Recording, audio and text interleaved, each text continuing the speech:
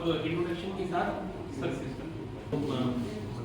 हर साल हम लोग ये प्रोग्राम मनाते हैं। आप इनमें से कई लोग हैं जो हर साल आते हैं। तो इस बार थोड़ा सा डिफरेंट हमने किया है कि आज का जो प्रोग्राम है वो पेशेंट इंफॉर्मेशन के लिए भी है और प्रेस इंफॉर्मेशन के लिए भी है। इसके अलावा 21 तारीख को एक बड़े प्रोग्राम का आयोजन किया है जो सेक्टर 82 में होगा ना, कि ट्रेनिंग लगा सेक्टर 82 आर्टेमिस लाइफ हॉस्पिटल से एक वॉकेथॉन कर रहे हैं हम लोग, जो हर साल करते हैं। इस बार थोड़े बड़े स्केल पे कर रहे हैं। वो आर्टेमिस लाइफ हॉस्पिटल है सेक्टर 82 हॉस्पिटल। तो आज का जो कारण है आप सबको बुलाने का वो है कि वर्ल्ड पार्किंसंस डे पूरी दुनिया में 11 अप्रैल को मनाया जाता है। और इस बार 11 अप्रैल को ईद का मुबारक मौका है, तो ज़्यादातर लोग छुट्टी पे होंगे, इसीलिए हम अपनी तरफ से आज शुरू करते हैं। और ये प्रोग्राम हमारा एक अलग अलग प्रकार से चलता रहेगा अगले 2 हफ्तों के लिए।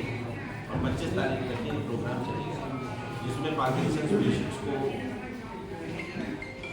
कंसेशनल रेट पे देखा जाएगा। कंसेशनल रेट पे उनके इन्वेस्टिगेशन होगी और यदि उनको ऑपरेशन की आवश्यकता होगी तो उसको भी कंसेशनल रेट पे कंसिडर किया जाएगा। पूरे विश्व में ये प्रोग्राम 11 तारीख को मनाया जाता है, 11 अप्रैल को। हम लोग कोशिश करते हैं कि पहले संडे या अगले संडे को मनाएं, ताकि ज़्यादा से ज़्यादा लोग इसमें पार्टिसिपेट कर सकें। बट ना तो मैं देखिए, वर्ल्ड पार्किंसंस डे हम लोग हर साल मनाते हैं। ये कोई नया इनिशिएटिव नहीं है। हमारा एक परसिस्टेंट और कांस्टेंट इंटेंशन रहता है कि हम सब लोगों को ये बताने की कोशिश करें कि पार्किंसन रोग एक बहुत ऐसा सिंपल रोग है जिसका इलाज बहुत अच्छी तरीके से संभव है। हमें ये पता चल जाए उसके लक्षण क्या हैं, उसका इलाज क्या है, और आगे चल के इसका एक बहुत अच्छा ऑपरेशन उपलब्ध होता है। तो वो ऑपरेशन किन किन का किया जा सकता है, उसके क्या फ़ायदे क्या नुकसान हैं, ये सब चीज़ें अगर जो जनसाधारण तक पहुंच जाएं, और उसका सबसे मुख्य जो माध्यम हो सकता है वो प्रेस ही हो सकती है। तो इसीलिए हम ये हर साल एक प्रेस मीटिंग करते हैं ताकि इस रोग के विषय में जानकारी लोगों को मिल सके। देखिए, एक्सीडेंट से बचाव का क्या तरीका है? एक्सीडेंट से बचाव का सिर्फ एक तरीका है कि गाड़ी ठीक से चलाइए। तो आप अपने शरीर को रेगुलरली फिजिकल एक्टिविटी एक्सरसाइज करते रहेंगे तो होने के चांसेस कम हैं। बट ये कुदरती बीमारी है, डिजेनरेटिव बीमारी है, तो यदि आपको होनी है तो होगी।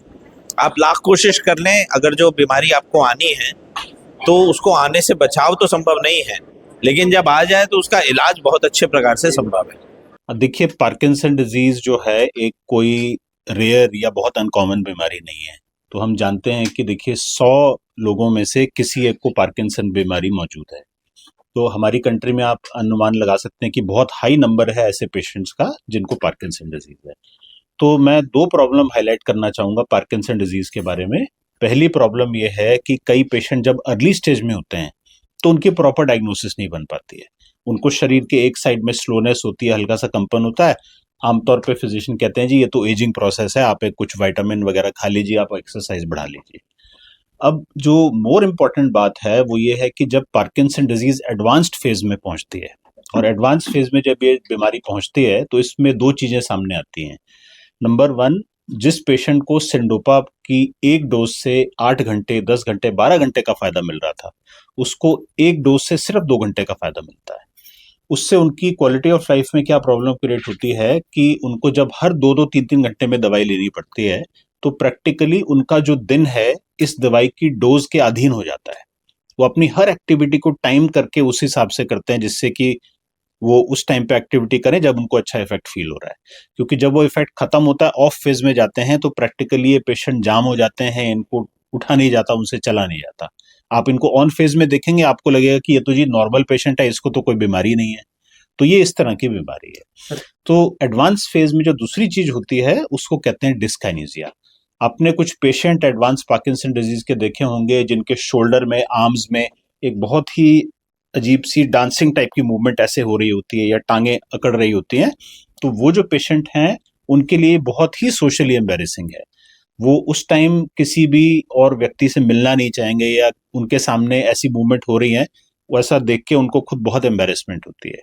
तो एडवांस पार्किंसन डिजीज के पेशेंट में ही एक जो ट्रीटमेंट नया है, वो जिसके बारे में अवेयरनेस काफी कम है, वो है डीबीएस सर्जरी, या जिसको हम कहते हैं deep brain stimulation surgery.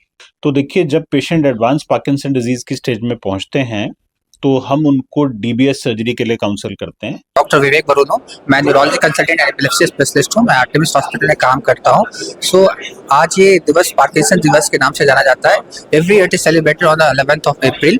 It is celebrated every year to create awareness about the Parkinson disease, क्योंकि पार्किंसन डिजीज के साथ बहुत सारे मिथ्स अटैच है। क्योंकि बहुत सारे पेशेंट को ऐसा लगता है, आम जनता को ऐसा लगता है कि ये बुढ़ापे का लक्षण है, कि धीमापन हो गया, हाथ में कंपन आ गया, बट ये नहीं है। हर बुढ़ापे में ऐसा नहीं होता है। ये एक डिजीज होती है जिसमें कि धीमापन आ जाता है, हाथों में कंपन आ जाती है, अकड़ापन आ जाता है, और इसका काफ़ी अच्छा इलाज है। 70 से 80% मरीज अगर दवाइयाँ टाइम पे लें और साथ में फिजियोथेरेपी, ऑक्यूपेशनल थेरेपी करें, वो काफ़ी अच्छी लाइफ, एक्टिव लाइफ जी सकते हैं दवाइयों के साथ। इसका परहेज तो ये रहता है कि आप एक्टिव रहें, आपसे जितना हो सके आप एक्सरसाइज करें, योगा करें, मेडिटेशन करें, और साथ में दवाइयाँ लेना भी बहुत ज़रूरी है इसके साथ। और धूम्रपान से बचें, अल्कोहल से बचें, क्योंकि ये सब दिक्कत चीज़ें डिजीज को आगे बढ़ाती है। सो मैं ये कहना चाहूँगा, जैसे जैसे कि इंडिया की पॉपुलेशन बढ़ रही है तो एल्डरली पॉपुलेशन काफ़ी ज़्यादा बढ़ रहे हैं, और ऐसा WHO का मानना है कि आने वाले टाइम में पार्किंसन डिजीज काफ़ी बढ़ने वाली है। तो जनताओं के बीच अवेयरनेस काफ़ी इंपॉर्टेंट है कि आप पहचान पाएँ, कि इनको आप ये ना समझें कि बुढ़ापों का सिम्टम है। कई बार यंग पेशेंट में भी ऐसे सिम्टम स्टार्ट हो सकते हैं, और इसका बहुत अच्छा इलाज है। टाइमली आप अपना इलाज करें तो पूर्णतः वो ठीक हो सकते हैं।